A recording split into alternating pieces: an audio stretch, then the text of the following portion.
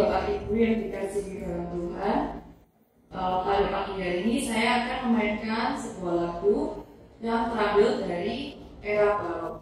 Lagu ini berjudul The Four Seasons yang diubah oleh seorang komposer asal Italia yang bernama Antonio Vivaldi. Lagu ini memiliki 4 bagian, yaitu yang pertama Spring, musim semi, yang kedua adalah Summer, musim panas, yang ketiga adalah Autumn, musim gugur, dan Winter, musim salju. Pada pagi hari ini saya akan memainkan bagian yang pertama yaitu Spring. Lalu Spring ini juga memiliki 3 bagian dan saya hanya memainkan bagian pertamanya saja. Lagu ini menceritakan tentang kesegaran dan keindahan musim semi, dan juga sebagian besar notnya menggambarkan kicauan burung dan juga badai yang muncul saat musim semi. Kiranya lagu ini boleh menjadi inspirasi bagi kita semua untuk boleh lebih mensyukuri keindahan alam yang telah Tuhan ciptakan.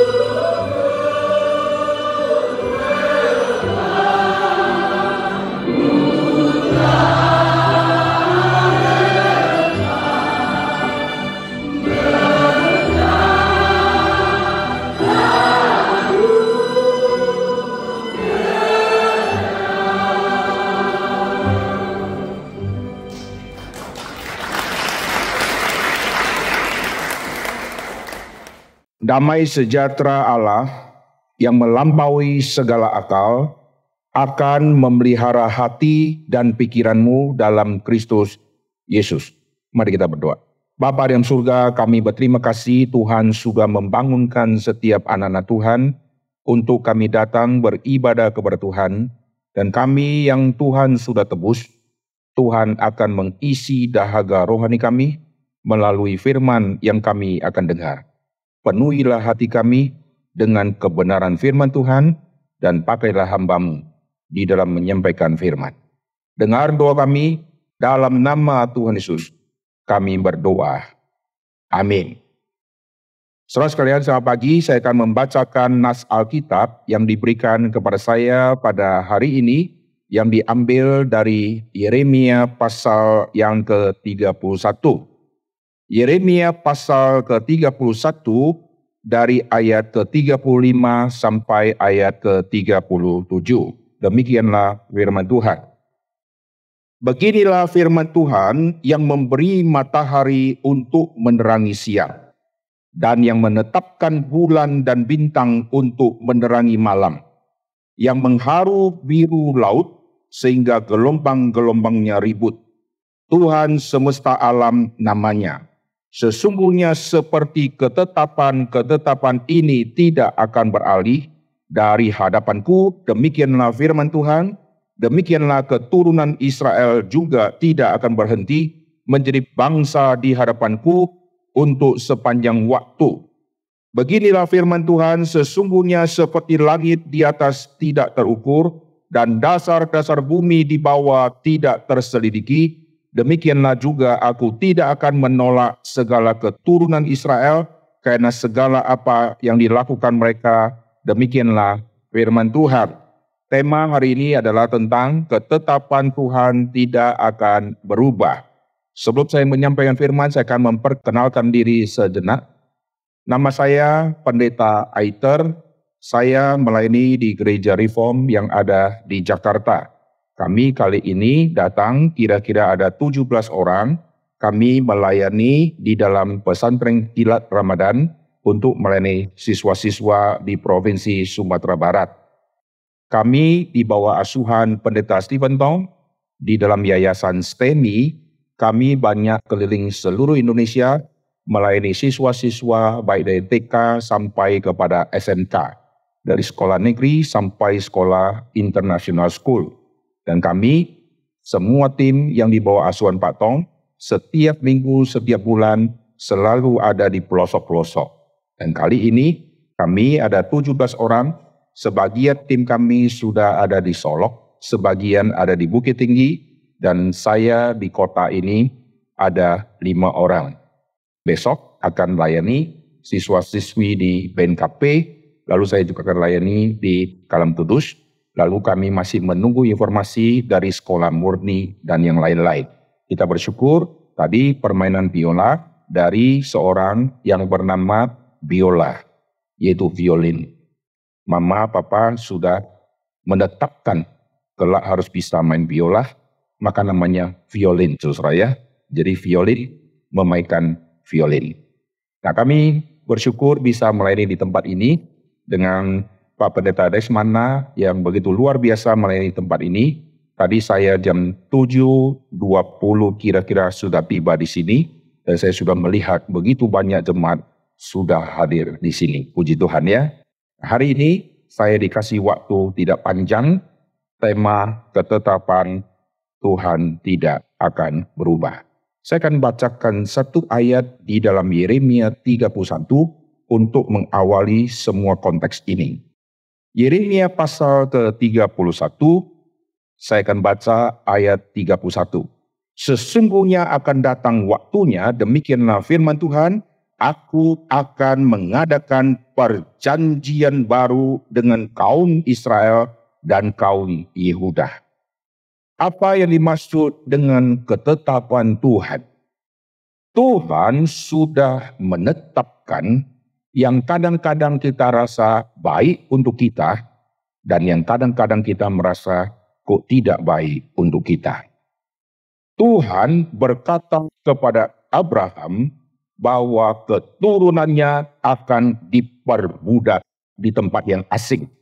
Ini kalimat yang tidak enak didengar oleh Abraham, tetapi ini ketetapan Tuhan. Ayub pernah mengatakan, masakan kita mau menerima yang baik dari Tuhan, sedangkan yang buruk kita tidak mau? Tuhan memberi, itu baik ya. Tuhan mengambil, bagi kita tidak baik, tapi kita harus terima doktrin Allah dari dua sudut ini. Menerima berkat, amin. Kalau berkat diambil dari Tuhan, wah ini tidak bisa. Itu konsep kita. Tapi Tuhan memberi, Tuhan yang mengambil. Terpujilah nama Tuhan. Abraham dikasih tahu bahwa keturunanmu akan diperbudak. Dan Abraham tidak protes kepada Tuhan, karena dia tahu ini ketetapan dari Tuhan. Dan Tuhan sudah berkata juga, nanti keturunan Abraham yang keempat, generasi keempat akan kembali ke sini.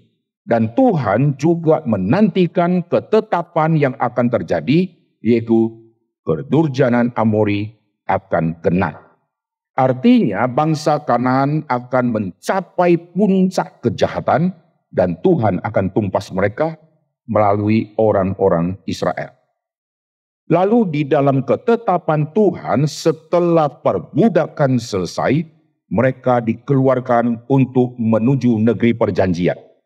Negeri perjanjian juga ketetapan dari Tuhan. Dan Tuhan berkata kepada Musa bahwa nanti kamu kalau bawa bangsa Israel keluar, kamu akan kembali ke gunung ini. Ini adalah gunung Allah, di sini kamu akan beribadah. Nah, saat itulah nanti Musa akan menuntun bangsa Israel menuju ke gunung di mana Tuhan memanggil dia, dan disitulah ketetapan Tuhan diturunkan di dalam wujud 10 hukum. Maka 10 hukum nanti akan menjadi ketetapan Tuhan turun-temurun yang tidak boleh dilanggar, karena ini ikatan perjanjian. Di dalam perjanjian lama kita melihat Tuhan mengikat perjanjian, itu ikat dengan umatnya yaitu seluruh Israel. Tetapi karena Israel melanggar perjanjian Tuhan, maka hukumannya adalah mati. Oleh sebab itu di padang gurun Tuhan menumpas bangsa Israel karena mereka melanggar ikatan perjanjian. Nah, sampai kepada selesai padang gurun, mereka sudah tiba di tanah perjanjian di dalam zaman Yosua. Tuhan akan menetapkan janjinya kepada bangsa Israel bahwa mereka kelak akan memiliki raja dan mereka akan memiliki tempat, yaitu kota yang Tuhan pilih untuk nama Tuhan ditegakkan. Jadi Tuhan terus menetapkan apa yang Tuhan mau kerjakan. Tuhan menetapkan gunung yang Tuhan pilih untuk 10 hukum diturunkan. Tuhan menetapkan tanah perjanjian untuk ditinggali oleh keturunan Abraham, dan Tuhan juga menetapkan raja yang kelak akan memimpin, yaitu Daud, dan Tuhan menetapkan kota, yaitu Yerusalem. Nah, perhatikan semua ketetapan Tuhan ini nanti ada ikatan perjanjian. Tuhan mengikat perjanjian di dalam zaman Adam, Tuhan mengikat perjanjian di dalam zaman Nuh, Tuhan mengikat perjanjian di dalam zaman Abraham, Tuhan mengikat perjanjian di dalam zaman Musa, Tuhan ikat perjanjian di dalam zaman Daud, bahwa tahtamu, kerajaanmu akan kokoh selama-lamanya. Nah, kalimat ini tidak berkata kerajaan Daud secara hurufiah akan kokoh, karena kerajaan Daud akan hancur di masa matinya Salomo, maka terjadi pecah dua. Nah, perhatikan setelah terjadi pecah dua, kerajaan utara akhirnya ditawan di daerah Assyria, Asyur, kerajaan selatan di Babel. Maka kelompok yang disebut orang Israel sekarang sudah tercerai-berai. Nah, saat mereka tercerai-berai karena mereka melanggar ikatan perjanjian. Mereka terus menyembah berhala dan seterusnya. Maka setelah pembuangan ke Babel, Tuhan memunculkan nabi-nabi untuk menubuatkan sesuatu yang akan terjadi. Salah satu adalah Yeremia. Yeremia menubuatkan Tuhan akan menjaga seluruh Israel yang tersisa. Artinya, setelah terjadi penggempuran terhadap Israel, kerajaan utara sudah ditaklukkan, kerajaan selatan ditaklukkan, maka sisa-sisa Yahudi, khususnya yang dibuang ke Babel, Tuhan akan pelihara mereka, dan Tuhan janji akan memulihkan mereka dan mengembalikan mereka ke tanah perjanjian. Lalu di dalam Yeremia pasal ke-31, Tuhan menjanjikan ada ketetapan yang baru, yaitu untuk menggenapkan semua perjanjian sebelumnya. Perjanjian sebelumnya ini disebut perjanjian yang lama. Kepada Adam, kepada Nuh, kepada Abraham, kepada Musa, kepada Daud, ini semua perjanjian-perjanjian yang lama. Dan Yeremia pasal 31 dikatakan, aku akan memberikan perjanjian yang baru. Jadi keturunan dari Abraham, Ishak, dan Yakub yang tadi sudah di dalam perbudakan, kelompok sisa akan kembali ke tanah perjanjian, dan Tuhan berjanji akan merawat mereka dan menjaga mereka. Sampai kapan? Sampai nanti kita melihat ikatan perjanjian baru Tuhan tegakkan, itulah di malam perjamuan yang terakhir. Di malam perjamuan yang terakhir, Yesus mengambil roti dan dia mengambil cawan dan dia berkata, inilah tubuhku yang kupecahkan bagimu. Waktu dia mengambil cawan, dia berkata, cawan ini adalah perjanjian baru. Perjanjian baru di dalam Kristus Yesus. Jadi di dalam Kristus menggenapkan semua kegagalan di dalam perjanjian yang lama itu. Lalu di dalam Kristus, Kristuslah yang akan merawat, yang akan menjaga seluruh keturunan Abraham, Ishak, dan Yakub.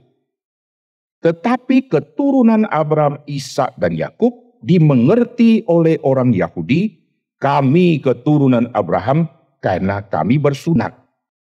Apakah perjanjian baru ini untuk orang-orang Yahudi? Yesus berkata, inilah tubuhku yang kupecahkan bagimu. Ini adalah penggenapan dari tema domba Paskah yang akan disembelih, yang dagingnya nanti akan dimakan di malam setelah Paskah, setelah domba Paskah dibunuh, malamnya akan makan daging Paskah di hari raya roti tidak beragi. Jadi makan domba Paskah sama roti tidak beragi. Malam itulah mereka akan keluar dari Mesir, pembebasan terjadi. Sampai kepada zaman Tuhan Yesus, Yesus berkata, inilah tubuhku yang kupecahkan bagimu. Melalui makan dan minum itu, kita dibebaskan dari perbudakan dosa. Maka sampai kepada perjanjian baru, ketetapan Tuhan bukan lagi kepada Israel secara fisik, tetapi sudah bicara Israel secara rohani. Maka Paulus menulis di dalam kitab Galatia bahwa yang disebut keturunan merdeka ini dari Sarah. Semua orang Yahudi yang mengikuti Taurat dan diperbudak oleh Taurat, mereka dari Hagar. Artinya, semua Yahudi yang mengklaim bapa kami Abraham, Paulus mau katakan, kamu semua dari Hagar, karena kamu masih diperbudak oleh Taurat. Tetapi Paulus berkata, kita ini adalah keturunan dari perempuan merdeka, yaitu dari Sarah. Artinya semua kita yang di dalam Kristus, kita keturunan Abraham karena anak janji. Bukan secara fisik, tetapi secara rohani. Amin. Semua Yahudi mereka masih pegang, kami keturunan Abraham. Mereka di bawah Taurat. Kita semua keturunan Abraham, tetapi bukan di bawah Taurat.